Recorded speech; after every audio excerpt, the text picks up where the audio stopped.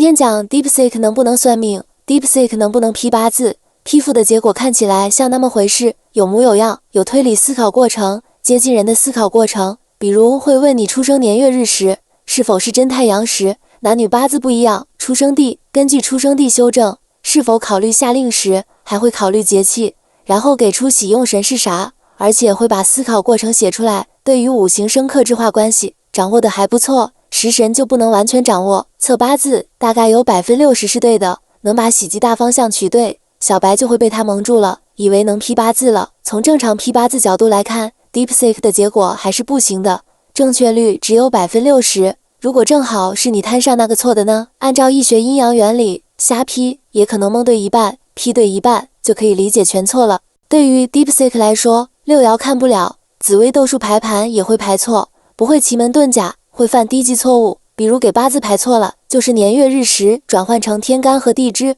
会排错，大运也有偏差，喜用神也有看不对的，有时候会把阴女大运逆排，不能处理实际风水分析。性格还可以。DeepSeek 在玄学上的使用，只有懂玄学的人才能用，不懂的人他弄错了，你也不知道，懂了才能在用的时候调整修正，而且断不了流年，大运也会排错，可以被灌假资料。真正传承的东西不容易被投喂到 DeepSeek， 真正的秘诀一般不会公开，数据资料都是网上找的，月初算和月末算，结果区别太大， DeepSeek 每次答案都不同。人工智能再厉害，也是掌握在人手里，如果源头出错，所有推算都会有问题。比较简单的格局能批对，比如喜什么忌什么，特殊格局基本上批不了，如果喜忌弄错了，后面结果就没有什么意义了。模型数据从哪里来的？即使有大量正确的八字数据投喂进行训练，如果有批八字水平不行的人特意引导，说的人多了，他就修正了，可能批八字结果就是错的。如果有特别懂的人教他，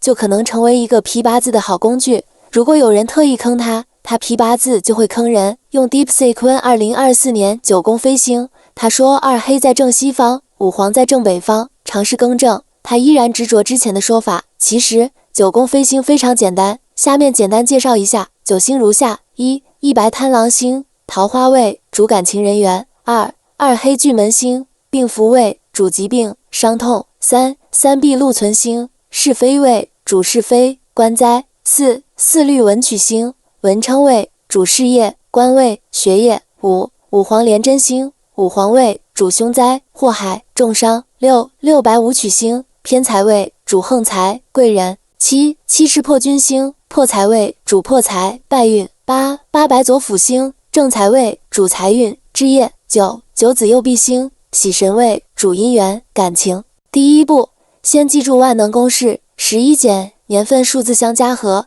等于中宫。举例，2024年11减2加0加2加4等于3，2025年11减2加0加2加5等于2。路线固定不变，中宫西北西东北南北西南东东南中宫，所以2024年五黄位在正西，二黑位在东南。如果是2019年，年份数字相加等于12，大于11，要接着把12的两个数字加到个位数，1加2等于3，11减3等于8，所以中宫是8，西北是9，中宫就是8白，西北就是9紫，非常简单。对于人的命运来说，命天注定，运操之在我，要上知天文，下知地理，中知人事，也就是天时地利人和神助。天时就是时来运转，地利就是阳宅风水，人和就是福报，神助可以看手相，比如在智慧线和感情线中间有神秘十字线，就会有神秘力量保护。廖凡四训也说了，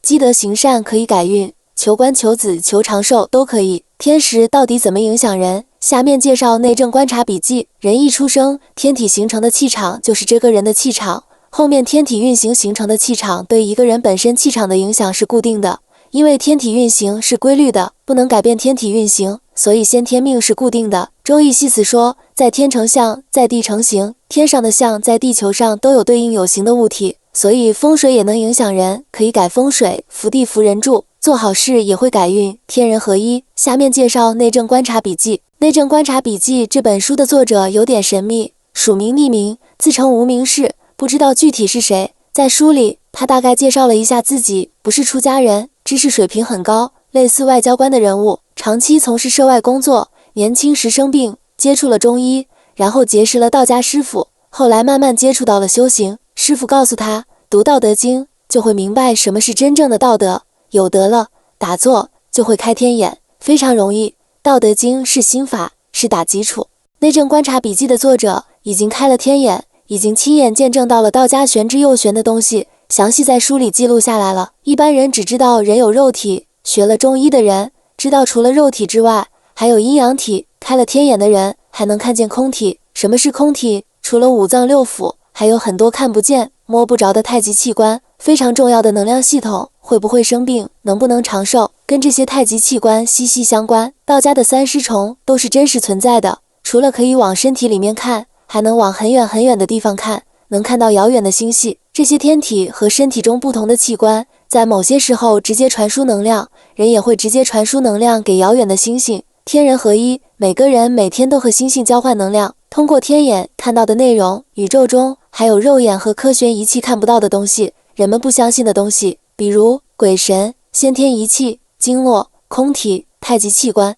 人体和星星之间的能量传输。开了天眼就能看到道的奥妙。作者喝了一包小柴胡汤，然后看到了神秘的太极器官，并详细记录了下来。小柴胡汤组成：柴胡12克、黄芩9克、人参9克、半夏9克、炙甘草6克、生姜9克、大枣12枚。小柴胡汤有疏肝利胆的作用。喝了小柴胡汤之后，观察到了太极器官在肝脏下面形成一个直径约4同身寸长的一个气态的圆的太极结构。同身寸是一个中医的长度单位，1同身寸大约等于大拇指最宽的地方的长度，4同身寸差不多一个巴掌那么宽。太极器官在不断的运动，颜色是深墨绿色的。一般服用中药5分钟左右就会产生临时性太极器官，这种器官存在的时间还比较长，后面会变大，有8个大拇指那么宽了，转动速度也会变慢。小柴胡汤古时候有个名字叫做柴胡开生门，太极器官位置正是中医所讲的生门的地方。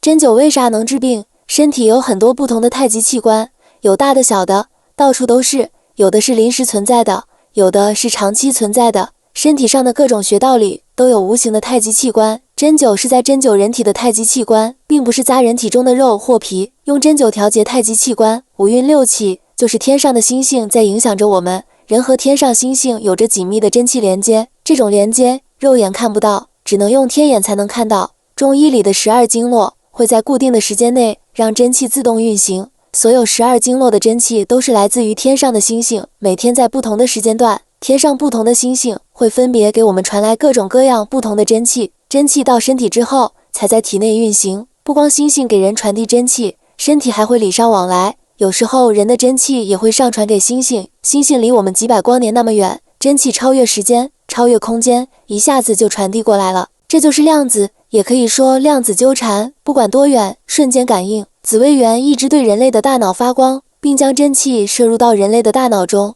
太阳也给我们传递各种真气，主要是在中午的时间给我们的人体输送太阳之气，而大脑上的太阳穴就是专门供太阳输气的一个穴位，一般情况下都在50左右。有时候天上的星星还有保护神的职能。有一次，作者身边的人经历了一次急性胃炎，在医院里检测到胃内壁有好几处溃疡出血，最后经过输液和服用药物，差不多1个多月才恢复正常。但是作者观察到，在病人吃药治疗3天后开始，在患者休息的时候，天上的卫宿星还有土星居然在一起将真气下照，照到了病人的胃部溃疡区域。这2个星宿的真气在病人身体上约20厘米高处交集形成真气圈，真气圈为深土色，然后真气再从真气圈下照到人体的胃部，但是时间段不是卫宿星正常工作的时间。12经络在每天固定的时候接收不同星星的真气，星星不在值班的时候照样来工作，好像在遥远的地方还有保护神在时刻保护着你。